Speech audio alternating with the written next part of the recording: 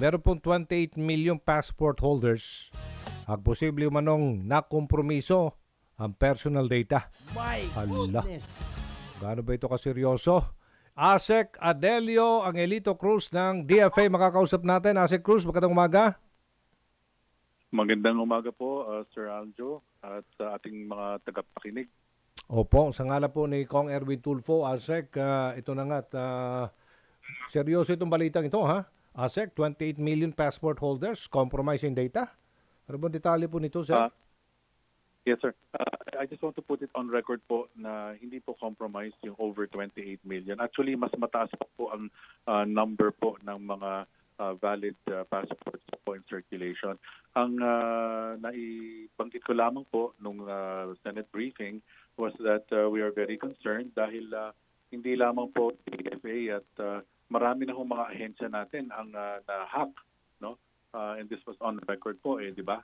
So kami lang po ay naninigurado na itong data po ng mga pasaporte natin ay hindi mapunta sa mga masasamang tao. Okay.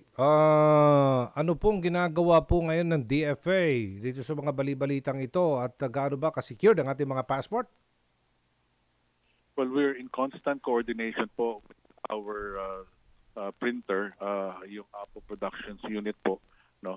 And sila po kasi we have a contractual obligation, sila po ang nagpiprint ng passports namin and they provide end-to-end service sa DFA from hardware to software. So ang gusto lamang po kasi namin is for the DFA to have its independent cybersecurity system.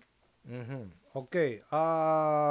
Yun na nga tanong, no? Ano po ba ang hindi nagawa ng Apo tungkol dito?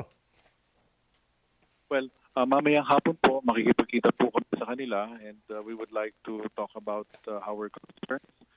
We have several concerns na sa tingin naman po namin ay mareresolve ng maayos at ito po ay magpapatunay na patuloy po ang pagbibigay po ng serbisyo nila and at the same time hopefully po ma-secure yung data po ng ating milyong-milyong mga passport holders.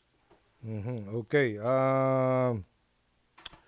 So may mga several incidents talaga, no? Mga data na ito ay na-breach talaga and well, yung gravity or the degree of the breach, gaano po kalalim, sir? Again? Yung doon sa breach po, inamin po kasi ng Apo that they had a DDoS attack. Well, ang concern po kasi namin is sana naman po na ayos nila agad, no? So it's a wake-up call po para sa DFA na kahit pinakamagagaling na ahensya po natin ay posible po na ma-hack, no? On record po, 'di ba, na ilabas naman po sa balita noon. We have several government agencies na na-breach po at na-hack na. So yun lamang po ayaw ho naming mangyari sa DFA. Na-identify nyo na ba ang mga passport holders na na-atake nitong hacking na ito, sir? Hindi naman po. So on the record po again, wala pong na-hack at wala hong nanakaw na data ng passport. So we just want to make sure para we will have a two-layer security po, no? Kasi if our service provider ay na-hack, we want a backup po, no? So wag pong mag-alala ang ating mga passport holders. Hindi naman nagkaroon ng data breach, pero mas maganda po na doble po ang security natin because data po sa passport is a matter of national security. Okay, sige po. Maraming salamat po, Asek Adelino Angelito Cruz ng DFA. Good morning po. Yes sir, maraming salamat po. Mabuhay po kayo.